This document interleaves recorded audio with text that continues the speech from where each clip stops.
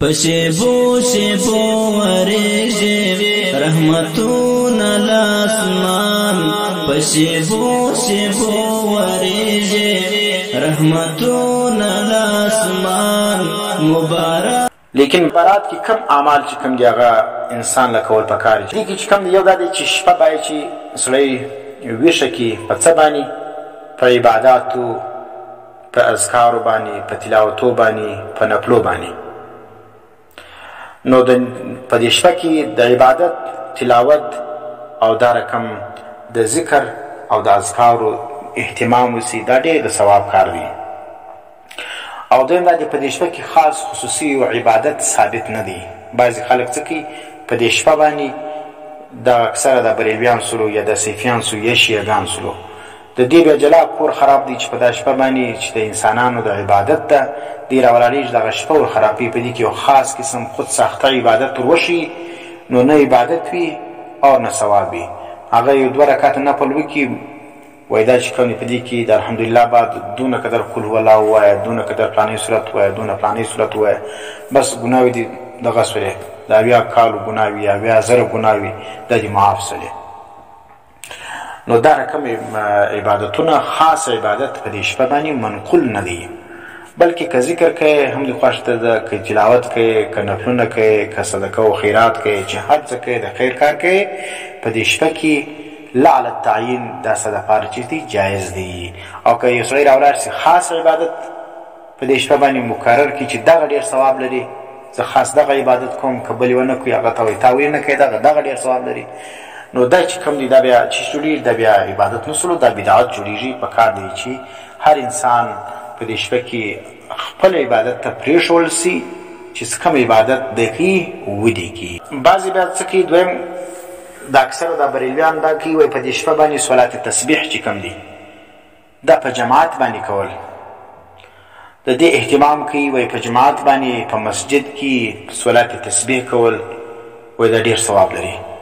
نو دا بالکل هیڅ ثواب نه لري چونکې نفلي عبادت په جماعت باندې کیږي نه.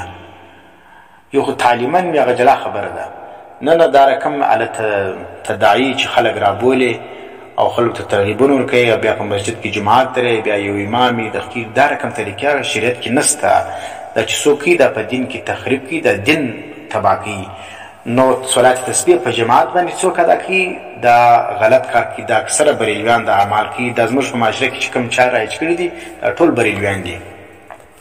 په کار دی چې نفلي عبادتونه خلک وکړي انفرادي تورې وکړي اجتماعي طور په دې شیانو کې دغه نسته ثبوت نسته. چې به راداخله سوله نو نبي علیه اسلام به دا دعا کړ اللهم بارک لنا فی رجب و شعبان و بلغنا رمضان.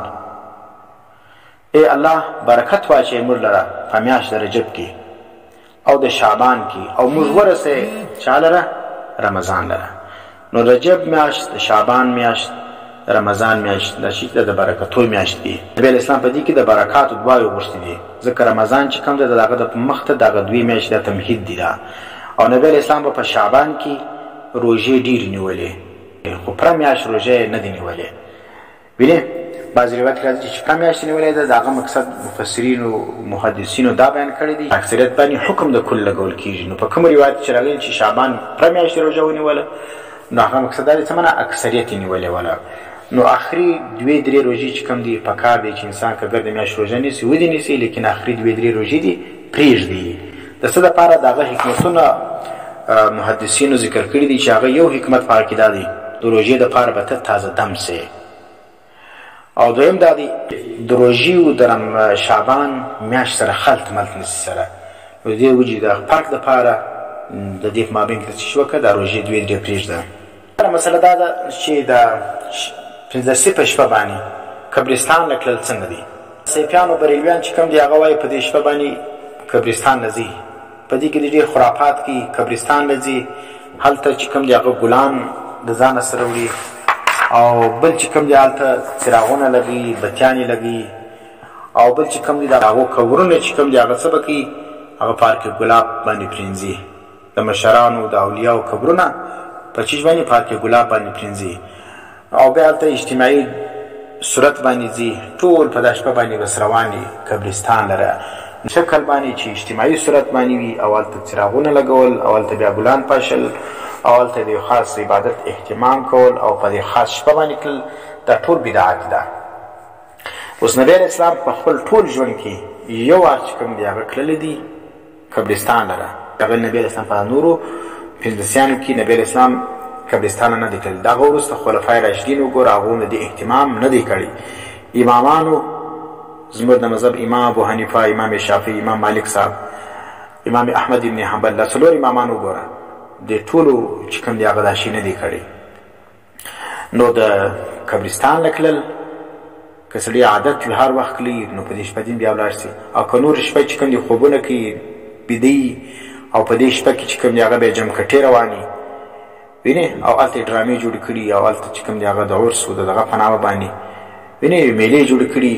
نو دا رقم د شعبان د 15 په شپه کې قبرستان لره په اجتماع باندې کړل، خاص اهتمام کول، دا بدعت دي. دا نبی علیه السلام په ټول ژوند کې یو وار تللی دی. او که سړی د نبی علیه السلام د سنت د اتباع په نیت باندې یو وار ولاړ سي قبرستان لره په دا شپه باندې پروا نه لري. او بعضو خلکو بیا یو دا بدعت جوړ کړی چې په دې شپه باندې خاص قسم خوراک تیاري، لکه بعضې حلواوې پخوي، بعضې چې کوم دي هغه وریځې پخوي، رقم 2 قسمه خوراک راوړه. دا ټول چې کوم دي دا خلکو د ځان دپاره د خېټې دپاره ایجاد کړي دي. شریعت کې د هېڅ ثبوت نشته. مارتول چې کوم شی په وس پرې هغه ورکړه، متعارف چې کوم شی د هغه څه باید سړی ځان وساتي، دا رواج چې کوم دي هغه مات کړي. که خلکو دغه کول چاولې ورکول یا حلوا یې ورکول، باید چې ته په دا شپه باندې بیا چاولې و حلوا نه کوې، پکې بل شی چې کوم دي هغه پوخ کړې، خیرات یې کړې. نو دا ټول چې کوم دي دا بدعات دي.